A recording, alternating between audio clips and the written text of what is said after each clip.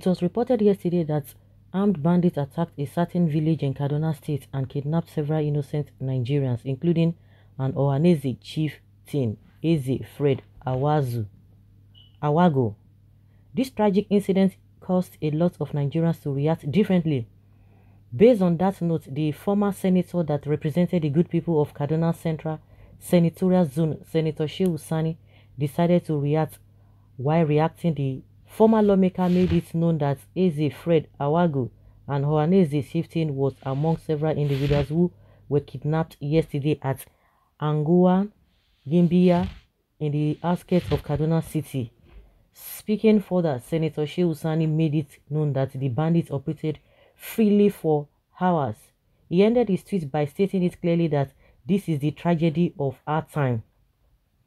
Eze Fred Awago Odum Igbo 1 and OHANAEZE chieftain in Kaduna State is one of the several persons kidnapped yesterday at Anguwa, Gimbiya, in the outskirts of Kaduna City. The bandits operated freely for hours. This is the tragedy of our times. This is sad and pathetic. With what is going on presently in Nigeria, it seems like the federal government doesn't know what to do again. Nigerians are being killed and kidnapped on a daily basis, yet nothing is happening. The federal government must rise up now and act fast, because tomorrow might be too late for all of us. It's already too late. It's already too late, too late, too late. Where are the pythons that normally dance in the south? Can't they dance for the north? Okay. Unfortunately, the presidents that used to criticize Goodluck Jonathan on daily basis are suddenly gone dead and dumb. Anguwa Gimbiya is not on the outskirts of Kaduna, please. Whichever way did the incident happened or not, what do I know? If I talk, they say I hate Fulani people. That thing in Aso Rock will not talk. Can a bandit talk? The answer is restructuring or devolution of power to states. Even El-Rufai must be tired, but C do not want devolution of powers to states. Just recently, the governor of Katsina State complained of the federal government becoming a burden on Katsina State when the drug czar sent by the federal government visited him and was asking for his state support. With what is happening in Kaduna and Katsina shows that even the federal government can't do it alone anymore. The answer is devolution of powers of restructuring. But the question I'm always asking, I don't even understand, because these same people who are so adamant that they don't want a devolution of power. You know, I've always asked this question. Does it mean there are some people behind the scene? Because we always have I don't know, this kind of mindset that there are some people who are ruling this country, apart from the ones that they are physically, that we can see that these ones are the real leaders of this country.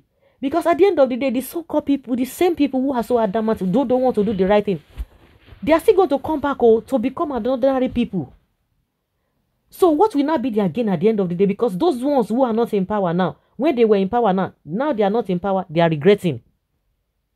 As if these people are just behaving as if that, unless maybe there's something that has been signed that Nigerians are not aware of. Because these are the problems that they see. They see all these problems before going in there. But why is it that by the time they get in there, they turn demigod? They will turn tiger. Because at the end of the day, you can imagine, the same Buhari now will still go back to his state. If he goes back to his state, before he went there, how would, in fact, the whole thing is just confusing and heartbreaking. If he goes back to his home state after 2023, will he not be happy that his own state is coordinating its affairs by itself because of restructuring and devolution of powers? I don't understand though. I don't understand. The same Goodluck Jonathan, the same Obasanjo, all of them, Babangida, all of them now, are they not regretting their actions when they were there? Things that they ought to have done. They didn't do it. And now they will not. That's why most of them, it's only Obasanjo, at some point he will not be talking, you will still want to talk. People will tell you, Oga, go and sit down for one place. You see that, this guy, I don't know if he talk anything. Goodluck Jonathan, no, they talk anything at all. For the fact that a lot of things are even worse now compared to when he was there. At least he should be able to use that as a yardstick to say, yes, you people said I should leave. Now enjoy what you are enjoying. He will not say, because he knows say himself don't even ship for town. You can imagine. By the time they leave now, they will not start regretting. They will not be talking like a people with sense. They will not be advising. And people will not be asking them by then, when you were there, what did you do? Everybody just raise their shoulder. Maybe they are reporting to other higher authority than the ones that we know as a sovereign country. I don't understand. That will tell them, you don't do it, don't do it. Now IMF will be telling them do this. They cannot even stand on their ground and say, no, we are not going to do it. This is what we want to do. Because it's baffling. Why is it that all of them cannot call themselves into order and do the needful? And that is why we are saying, even those who are coming out to say they want to vie for this presidency and what have you, and they are part of this ruling party, you begin to doubt them that they can't even do anything. That is the way it is. They can't do nothing. They can't do nothing. You can imagine. Well, the answer is devolution of powers or restructuring. With devolution of powers to the state, every state will have enough men and women in their police force or their drugs enforcement police, whether governors like it or not. Restructuring and devolution of power is the only answer, and it is time. Are you telling me that they are not aware of that? They know. Until the power that be, the Hausa and Fulani hegemony of the North, see reasons and wisdom in restructuring or confederation, this country can't move forward. It will continue to breed agitation for secession from the marginalized indigenous people who are a nation on their own. It is better, as a Honorable Shehu is speaking the truth. Had it been we get just 20 such in the country, things would have been better. Shehu Sani is one among our leaders, but he doesn't support restructuring because he's a benefactor of the status quo. Let them continue attacking the North because Northerners invited them against Jonathan. Now they are reaping what they sow.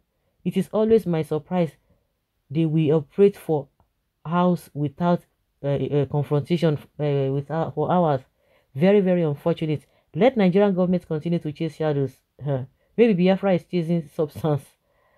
It means that the federal government handed by a northerner and from a particular tribe is sympathetic with these kidnappers because they are from the same tribe. How can Nigeria move forward because the head of all nation security agencies are of the same tribe with these bandits and kidnappers?